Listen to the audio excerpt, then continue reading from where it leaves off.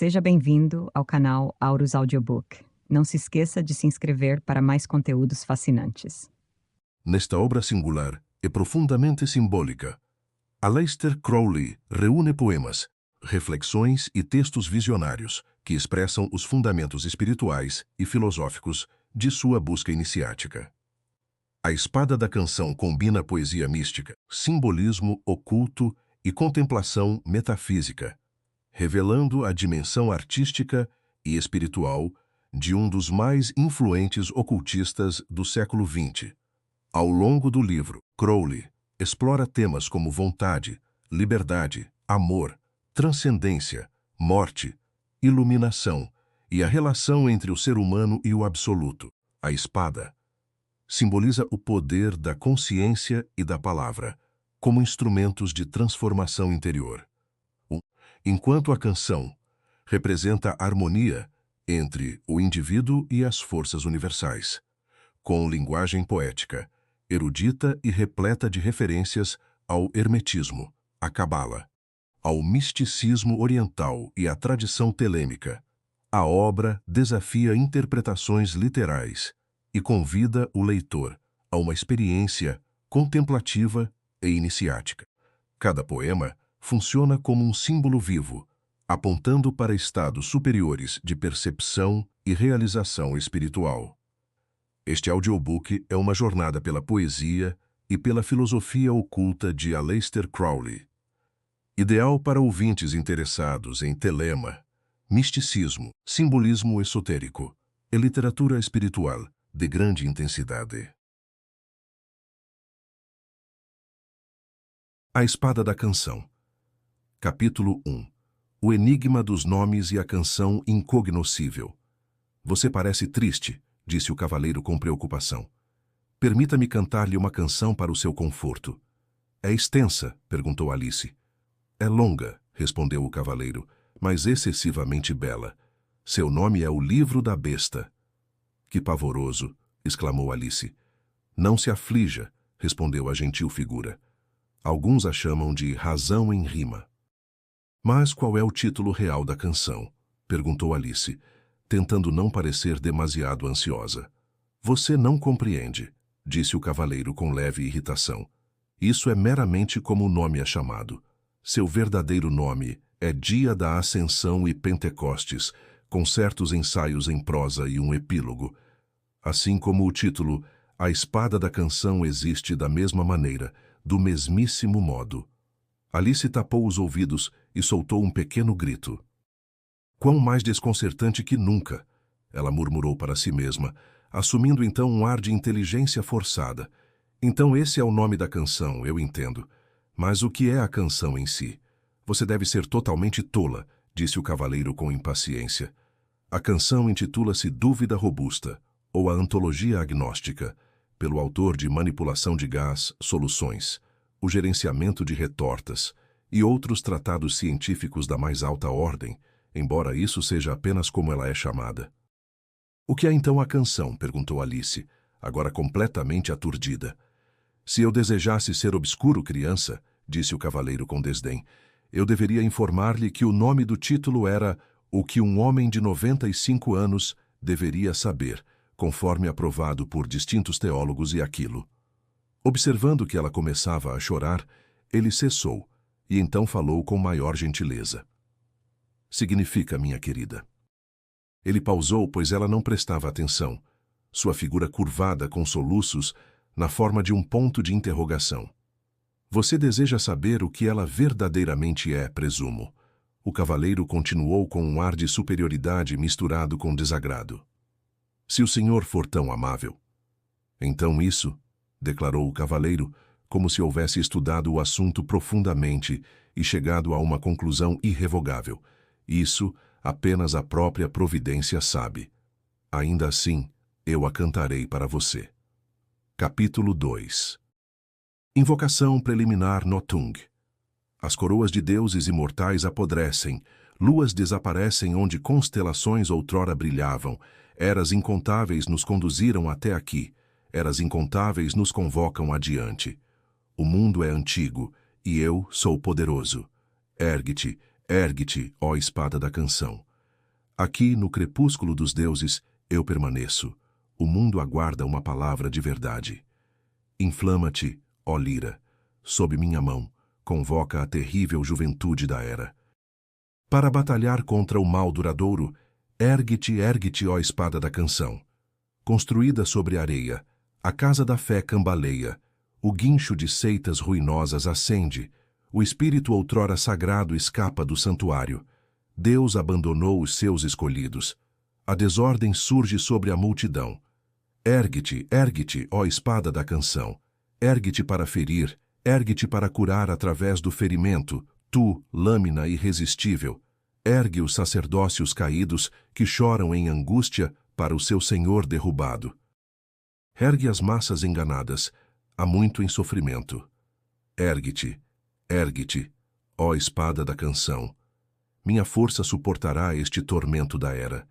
Minha música suavizará o antigo pesar dos anos.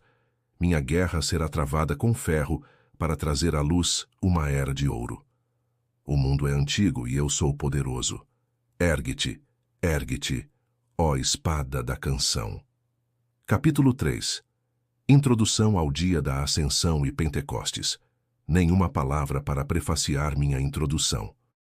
Lançarei imediatamente a embarcação do discurso sobre o mar da especulação religiosa, ameaçada pelas rochas da autoridade e pelas areias movediças da interpretação privada, Sila e Caríbdes, igualmente. Aqui jaz o estreito. Que divindade nos preservará da ruína? Se tentarmos compreender a fé cristã em seu sentido literal, somos de imediato submersos sob sua impossibilidade inerente. Nossa credulidade é insultada, nosso instinto moral afrontado, as fundações sagradas do nosso ser interior são assaltadas não por algum cavaleiro valente em armadura tripla, mas por um verme vil e revoltante. Os próprios defensores desta religião, qualquer que seja a forma que ela assuma, atestam suficientemente o fato pelos métodos de sua defesa. A única alternativa é considerar a religião de uma maneira simbólica ou esotérica. Contudo, dar até mesmo um único passo nessa direção é embarcar em uma jornada cujo término não pode ser previsto. A religião, cessando de ser uma realidade concreta, uniforme para todas as mentes racionais, torna-se, em vez disso, uma névoa sobre a qual a luz da alma projeta vastas e sombrias imagens do próprio observador, com ou sem uma glória circundante. Os fatos em si servem apenas a uma função passiva. Pouco importa se a nuvem é a bruma carmesim do cristianismo, o brilho prateado do paganismo celta, o dourado cinzento e pálido do budismo, o véu denso do Islã, ou a atmosfera enigmática daquelas fés antigas que assumem tantos matizes quanto os humores de seu estudante. Caso o buscador tenha avançado em espírito de modo a perceber interiormente e sem erro o que é a verdade, ele a discernirá igualmente representada na maioria dos credos exteriores. É notável que Browning nunca tenha exercido seu grande poder de análise sobre os problemas essenciais da religião, como se temesse golpear a própria raiz da árvore da vida. Parece evidente que ele previu o resultado inevitável de tal esforço e deliberadamente se absteve. Evidência desse conhecimento é manifesta nas seguintes linhas. Li muito, pensei muito, experimentei muito. Ainda assim, prefiro morrer a confessar meu medo de que o milagre em Nápoles possa ser falso. Você me aconselha, talvez, a purificar minha fé, a despi-la de sua grosseria uma vez que a professo, retendo o que devo e abandonando o que posso. Ainda assim, quando me pede para refiná-la deste modo, não percebo conclusão possível. Remova o milagre, e o que se segue senão o golpe audacioso de Fichte no próprio Deus. Nem mão, nem olho, nem coração, nem cérebro podem deter o processo, todos igualmente se tornam embriagados. O primeiro passo, apenas, estou resolvido a nunca dar. Isso é certamente a glorificação da ignorância voluntária. Pode-se supor que Browning se esquiva quando observa sobre Blougram que ele acreditava talvez em metade do que proferia, insinuando algum terreno mais profundo. É inútil insistir que é Blougram e não Browning quem fala. Browning dificilmente poderia ter retratado o dilema sem percebê-lo ele mesmo. Sua crença real pode permanecer obscura. Que ele acreditava na salvação universal, embora em lugar algum forneça fundamentos suficientes, além de certas passagens, é claro a partir da estrofe final de fracasso aparente e da declaração final do Papa em relação a Guido em sua obra-prima, onde Guido é retratado como um Judas sem nem mesmo a coragem de destruir a si mesmo. Assim, pode a verdade ser revelada em um único lampejo, e Guido perceber num instante e ser redimido.